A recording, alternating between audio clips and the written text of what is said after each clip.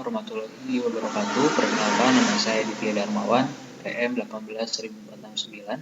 Di sini saya akan mempresentasikan mengenai aspek-aspek hukum perdata internasional dalam perdagangan internasional. Perdagangan internasional merupakan salah satu bagian dari kegiatan ekonomi atau kegiatan bisnis yang akhir-akhir ini mengalami perkembangan yang sangat cepat. Hukum perdagangan internasional merupakan bagian dari hukum perdata internasional. Adanya revolusi industri di Inggris yang didukung oleh norma-norma hukum yang baru yang bersifat liberal akan menggeser kedudukan hukum fundal yang absolut dengan semakin kuatnya untuk membebaskan dari kaidah hukum feudal yang dianut di Eropa. Maka dengan sendirinya akan menentang segala campur tangan pemerintah yang terakhir kuat di bidang ekonomi sebagai akibat dari program industrial dan kegiatan perdagangan yang semakin terbuka. Inggris mengalami masa kejayaan di bidang ekonomi. Selain itu, asas kebebasan kontrak yang juga merupakan prinsip hukum yang mendorong terjadinya liberalisasi di sektor industri dari perdagangan. Timbulnya kebebasan dalam melaksanakan perdagangan antar negara atau disebut dengan internasional termotivasi oleh paham atau teori yang dikemukakan oleh Adam Smith dalam bukunya berjudul The Wealth of Nations, yang menyatakan bahwa kesejahteraan masyarakat suatu negara justru akan semakin meningkat jika perdagangan internasional dilakukan dalam pasar bebas dan intervensi pemerintah dilakukan seminimal mungkin. Ruang lingkup hukum perdagangan internasional. Ruang lingkup hukum perdagangan internasional merupakan bagian dari hukum internasional terkait dengan hak dan kewajiban negara dari organisasi dan organisasi internasional dalam urusan internasional. Artinya bahwa dalam perdagangan internasional melibatkan negara-negara dan lembaga-lembaga internasional baik secara global maupun regional yang mengacu pada ketentuan dan prinsip-prinsip hukum internasional yang disepakati dalam WTO. Pemerintah Indonesia mengeluarkan berbagai peraturan perundang-undangan internasional antara lain Undang-Undang Nomor 10 Tahun 1995, Undang-Undang Nomor 17 Tahun 2006, Peraturan Pemerintah Nomor 34 Tahun 1996, dan masih banyak lain. Pengertian perdagangan internasional. Istilah perdagangan internasional muncul di Eropa, kemudian berkembang di Asia dan Afrika. Menurut Sumantoro, pengertian perdagangan internasional adalah pertukaran seluruh barang dan jasa antar semua negara atau bangsa.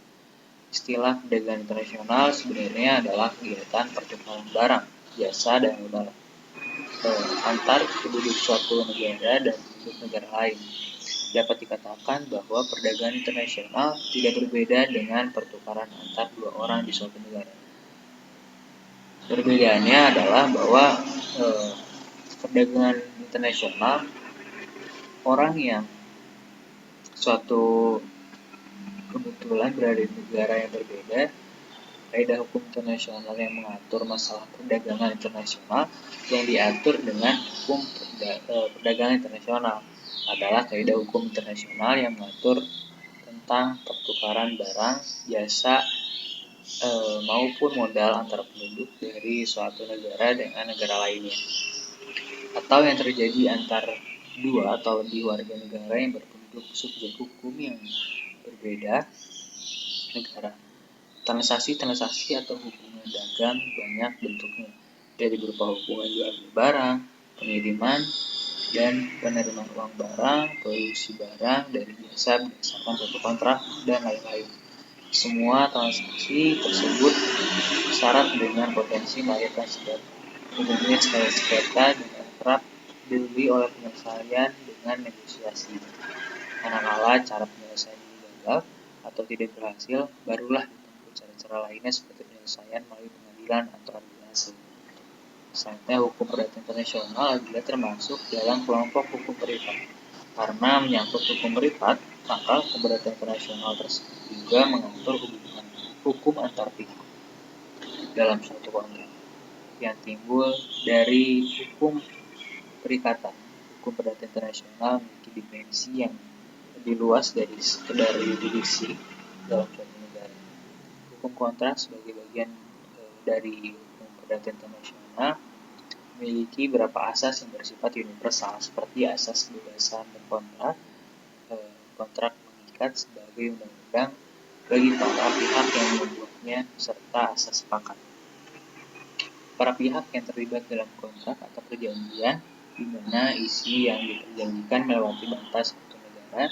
Dalam hal tersebut, suatu sengketa perlu menetapkan terlebih dahulu cara-cara yang menyelesaikan sengketa tersebut. Salah satu upaya untuk menyelesaikan sengketa adalah dengan arbitrase. Menurut Undang-Undang Nomor 30 tentang arbitrase dan alternatif penyelesaian sengketa umum, yang dimaksud dengan arbitrase adalah cara menyelesaikan suatu sengketa perdata luar peradilan umum yang didasarkan pada perjanjian arbitrase yang dibuat secara tertulis oleh para pihak yang bersengketa. Adapun perjanjian arbitrase diartikan sebagai suatu kesepakatan berupa klausul arbitrase yang tercantum dalam suatu perjanjian tertulis yang dibuat para pihak sebelum timbul sengketa, atau suatu perjanjian arbitrase tersendiri yang dibuat para pihak setelah timbul sengketa.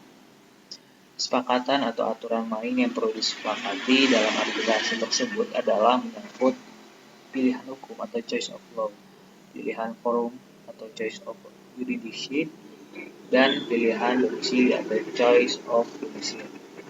Namun, sekalipun telah ada kesepakatan dalam atas cara-cara penyelesaian sengketa tersebut, dalam implementasinya tidaklah mudah. Komplikasi yang muncul terutama dari pihak yang timbul menerima hasil arbitrase antara lain adalah menyangkut kompetensi para pihak, kompetensi pengadilan, prosedur beracara, materi yang dipersengketakan, sampai kepada daya eksekusi dari putusan arbitrase tersebut.